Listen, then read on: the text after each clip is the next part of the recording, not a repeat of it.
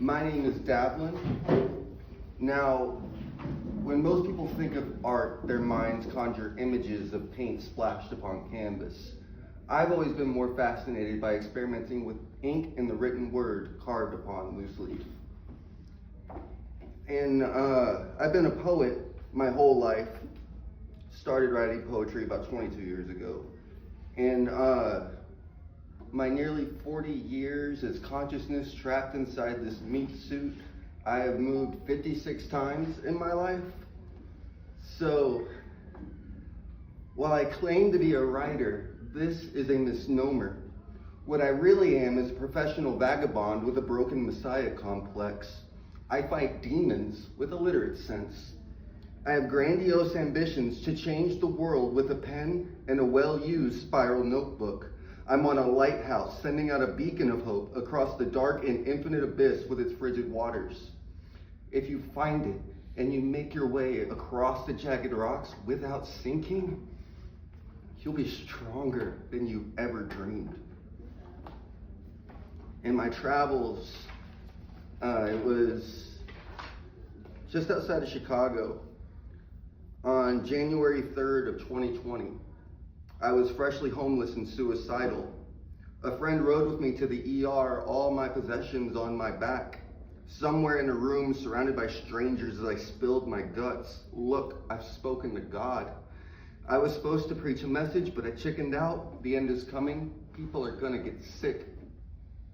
I began to sob as I hysterically described dreams I've had since childhood, which are fast coming true. When they left in a hurry, I might add, they didn't come back. Not for a follow-up, not even for anything. I sat in a wheelchair by the nurse's station for almost 24 hours without a word before it being shipped off to some godforsaken facility for 3 weeks, only to be thrown back out on the streets of Chicago in the dead of winter. The only reason they let me out at all is because I learned the importance of keeping my mouth shut. See, the first time, it went a little bit differently. I told them I was speaking to God and that he showed me things. His diagnosis, paranoid schizophrenic. He gave me pills, which took them away, but then these demons came out to play. So this time, when he asked me, "You're not hearing the voices of angels, are you?" The casualness of his voice betraying the serrated nature of the question. No, my defenses falter for but a second, and I pray he doesn't notice. Of course not. I'm 90% sure you're not bipolar, the doctor said to me whilst filling out my discharge papers. It would have been the other way around had I not lied from betwixt my teeth, and I'd still find myself wanting for release. And there's something I would like to clarify, if I may. Whenever I speak of battling demons, I'm of course speaking metaphorically, also sometimes literally. A note from the theater of war.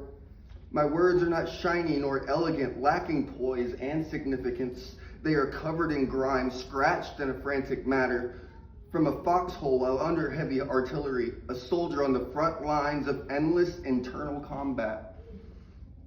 While I may have moved the pen in hopes of veneration, they often come closer to blasphemy. So is it any wonder that as I lay here bleeding out every last drop of my human condition, that the prayers which escape from my lips barely above a whisper fall upon deaf ears? It was 2023 when I had, if you want to be cliche, I had my awakening. And a lot of things about this world didn't make sense, so I went looking for answers, and I found a lot of them. But I found one thing that I know in my heart to be true, and that I'm an American. Now what that means is I am simply a cog in this great machine, pushed to the limits as everything is taken, nothing given back. In fact, they send ungodly amounts to some land far away, which only ensures more of our brothers and sisters will die. So now as these old bones scream out in protest to a maintenance crew who's out to lunch, I ask of you, all of you, when is enough enough? I would like to thank the library for giving us this place to share and be heard. All of our voices are important. The biggest lie is that it doesn't.